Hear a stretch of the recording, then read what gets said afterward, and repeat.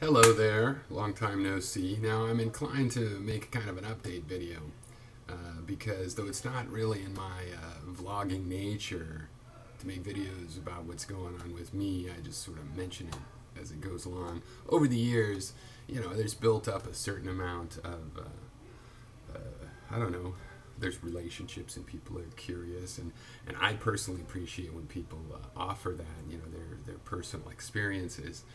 So, but I want to separate that. So if I have energy, I'll make a second video and do that. It relates to this video in the sense that people are interested in your personal experiences, which is basically your subjective experience. But I'm going to talk about objective reality. Now, people are still commenting on some of my old videos about subjectivity versus objectivity. And I saw on a Kanavad reply to somebody, and I watched the video of the guy he was replying to. And, I want to, and it turns out I have done this before. Like I said, somebody commented in a video. I happened to watch my video he commented on, rewatched his 5-year-old video. It's talking about the same thing. And yet still we're at this place. So the issue really is that separate from our disagreements about objectivity, the nature of reality, subjectivity, the role they all play, separate from that, it seems like, we need to agree what we're talking about, right? Or else our apparent disagreements are just, smoke and mirrors. We're not really talking about the same thing. You can't have an agreement or a disagreement if you're not talking about the same thing. So you have to first agree some structure of what you're talking about. And I would say that that's generally quite doable. And from my perspective, people just don't try to do it very much. I don't know why. So this is an attempt for me to organize it. So we have this term, objective reality, right? And I have it in this area of concepts. We'll be talking about some other somewhat synonymous concepts. And what we have is a concept of objective reality, and it's indicating something out here in the world. And I've just made it a colorful X because we know it exists, it has color, it has information to it. And when we have this concept of objective reality, we're characterizing this X as a certain kind of thing, right? On the one hand, we're just naming this thing, right? And this is what I think people misunderstand. People that have named this thing objective reality have a lot of trouble with the fact that when you deny this characterization, when you criticize this concept, they're acting like you're denying that this exists. And that's actually quite rare. Now, there might be some people that deny that anything exists to perceive at all, that there isn't anything to characterize, like a nihilist, perhaps. It's pretty rare. Even the nihilist agrees that, we're having some sort of phenomenological experiences. There's something here, even if this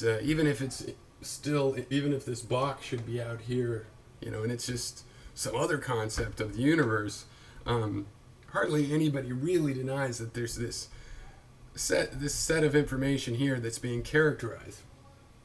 But the fact is, objective reality is just one concept, and there's synonymous concepts that also attempt to point at this, whatever this is, right?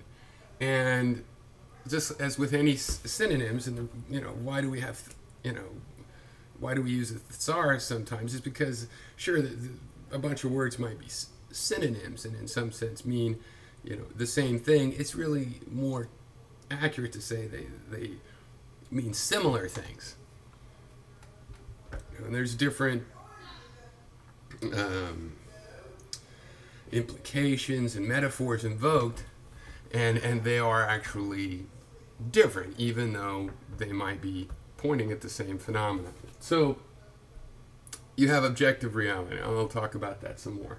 Let's talk about these synonymous terms that are also candidates, possibly better terms for naming this thing, because their connotations, what they imply, how they're characterizing this is more accurate, or perhaps just less inaccurate.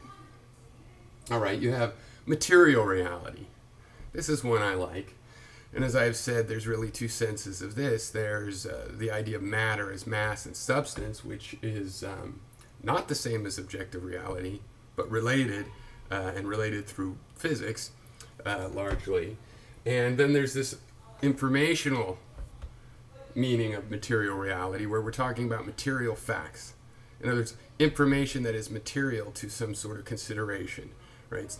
You can have information that is more versus less material to some analysis that's going on. So you have material reality saying that this is full of material facts, that the facts all, to some degree, some non-zero, but possibly very near zero, there could be facts that are material. It's like everybody that was in a restaurant at the time that the restaurant was robbed, those are material facts that an investigator might acknowledge they're material facts, but it's not as material as, who did the robbery, the names of every certain person.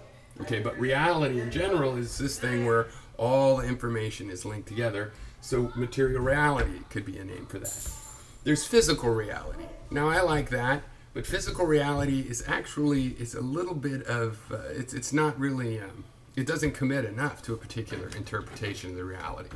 My interpretation of what the word physical means is merely, it's a set of things that interact with each other. They're physical means that they bump, they touch, they pull, they interact with each other, right? You have a term that a lot of people, it's not that common, but a lot of people that are interested in philosophy will get what this term means. You have phenomenological reality, which really backs off more than physical and says, well, something's happening. There's phenomena. This invokes some Kantian ideas because you have the phenomena on the concept side, and out here this would be the noumena. I always want to call that the noumena, but I think it's noumena. You can create novel terms to describe it, right? Since we do so much study, science is all about studying it, in a way, our whole life, all of our curiosity is all about this thing. You could characterize this as a consequential reality, right? That one thing leads to another. That if a boulder, if there's a landslide, then a bunch of rocks and rubble and dirt end up at the bottom of the mountain. There's consequences and things go in a sequence, right? And, physical reality is an interpretation that might argue with this, because physics has gotten to the point where it's like, well, if Einstein says there's no simultaneous events, and there's no event that is inherently before or after another event, why does it look so consequential? Maybe it's not really. Maybe the physical reality is a little bit different, and consequentialism is something that happens because of the way the brain works. And then this got faded out a little bit, but this is stream of perceptions. Right now, stream of perceptions is an interesting one because we have these arrows that all point to, from that term to whatever this colorful X is. And in the case of the stream of perceptions, we're really choosing a definition that points midway here, something. It's saying we're getting perceptions. And it leaves open exactly what the colorful X is, because it's on the other side of the stream of perceptions. This is starting to be a very subjective interpretation of reality, because it's pointing out that, well, whatever X is, it could still be out there, mind you. A person saying we only know about our stream of perceptions and I don't believe in objective reality isn't necessarily saying that there isn't an X of some sort.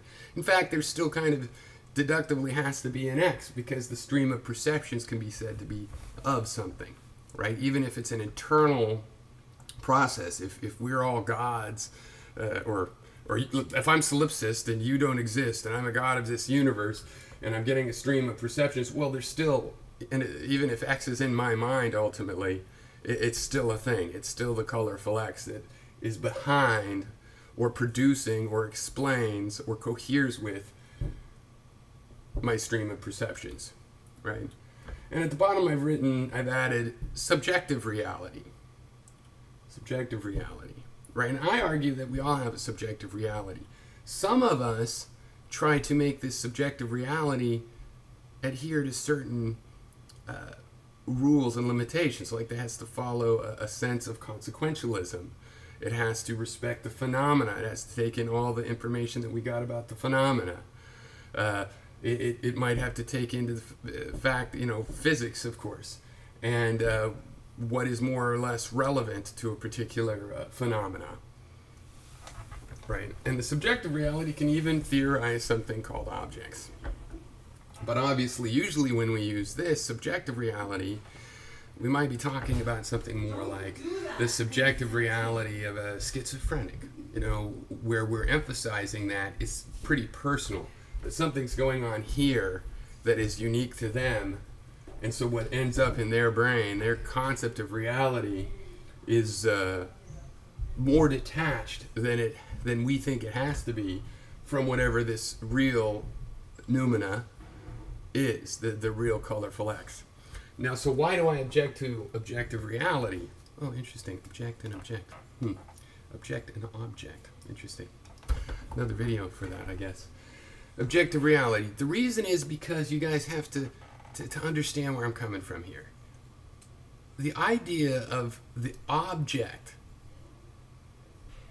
being underlying reality goes back to, let's say, at least Aristotle. It really goes back further into the history of our folk wisdom and our folk philosophies.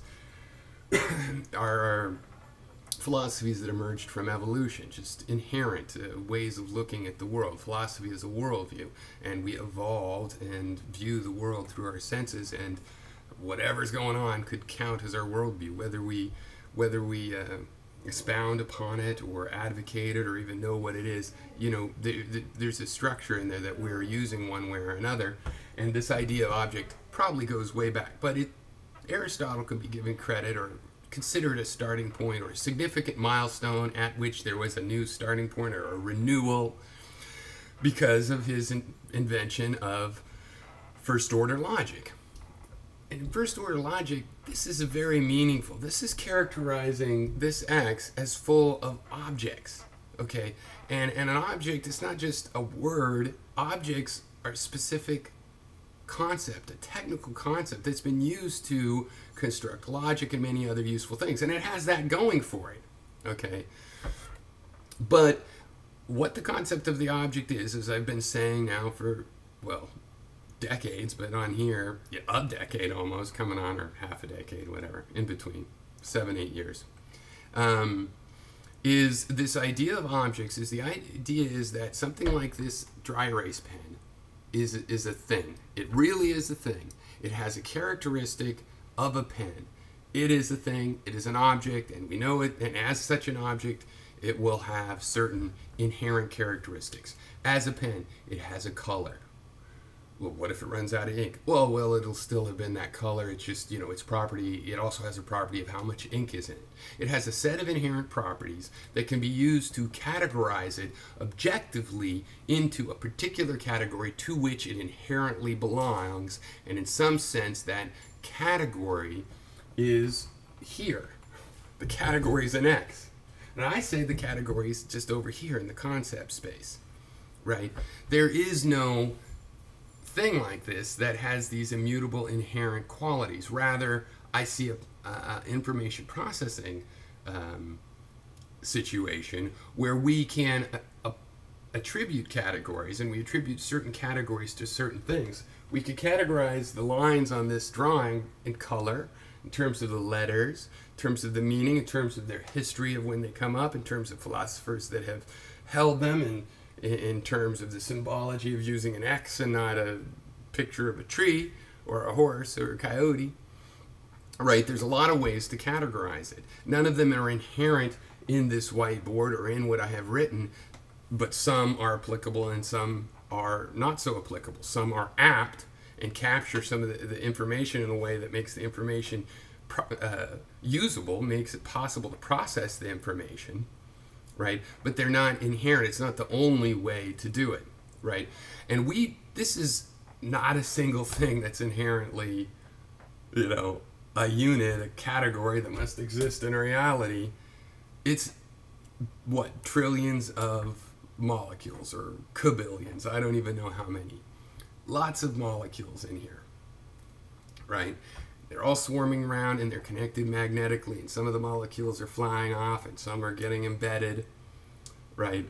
And its morphology is actually changing. Now, for the human mind, this morphology is changing slow enough that I can ignore those changes. I can ignore the dynamism, and that is what was done for objective reality. In order to get control of our information, to be able to process it, we ignored things that seemed possible to ignore, that seemed negligible relative to other considerations that we were worrying about. Things that seemed immaterial at the time that we came up with the objective theory. Okay, now it seems to me that there are no such things that are sort of cognitively atomic, right, that have particular characteristics.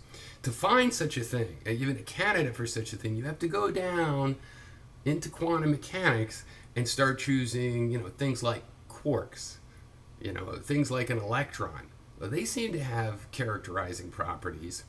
But that's kind of funny, because the people that love the objective reality, they all like to say that the truths of quantum mechanics that are true down at the electron level don't apply, to us, to this macroscope. So I don't see how you could run down there and go, oh, but look, the object, when that object in various other ways defies all of the conventional wisdom, all of the folk wisdom that led to this objective reality model, right? Because at our scale, everything is a system. So why would we want to identify this as an object with these inherent properties that it has, and that's how it's defined, and the universe is just a bunch of things that are interacting with their inherent properties, when that breaks down at the level of a system? It breaks down when I break this pen in half. Is that now two pens, or broken pens are not pens, and all of this violation of the categories that have been set up that are really, they're easy to produce. Now, they're easy to ignore as well, because in your day-to-day life, we have a lot of systems around us that do change only slowly, and they can be conceived of as unchanging things with inherent properties, right? By treating this as the orange pen, I can look on my desk, see the orange pen, pick it up, and use it as an orange pen without much thought in the meanwhile. Eventually, it'll run out of ink, and that will fail. And that's just a moment, though. I get a new pen, and it's just a moment. It's easy to ignore. But there's no reason in our epistemology about reality to ignore such a common, if brief, moment. We should look into, well, why does it fail at that moment? Why does our consequentialism have discontinuities in it in an objective model? And the reason is because we're characterizing it as one thing. That's what it is. That's what it is. Oh, now it's another thing. So we'll characterize it as this other thing, and we have to leap across that point. And I don't think that's true in the term material reality. Material reality talks about what information is of import to other information, right?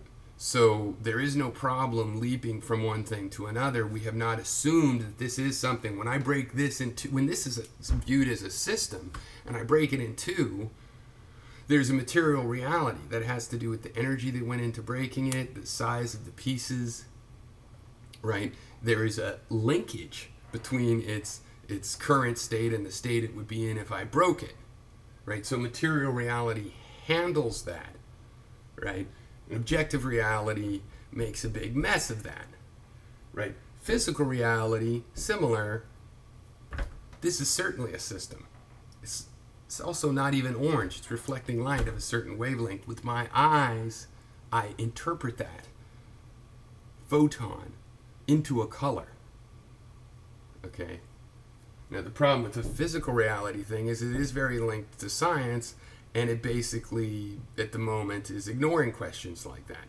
A physiology, I mean, it hasn't ignored that the certain photon of light strikes our eyes, excites a couple of different cones,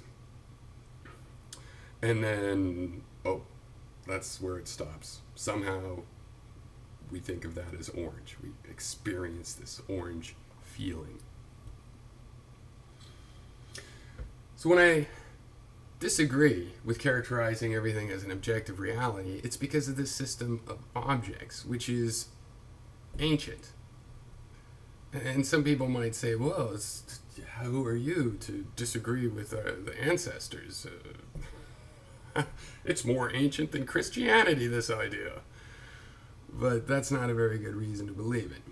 And in fact, it's kind of a reason to think, well, maybe we should think it over again and integrate this perceptive appearance of objects. We should interpret that as a physiological consequence of our evolution, and how we interact, at the scale at which we interact with the universe. And I prefer material reality because I think since we have this stream of information that we call the stream of consciousness or stream of perceptions, what is really important in deducing what's going on here is to figure out the rules of inference that make one thing matter to another thing. So it's all clear now, right? That's the last video I'll probably ever have to make on that subject, so that's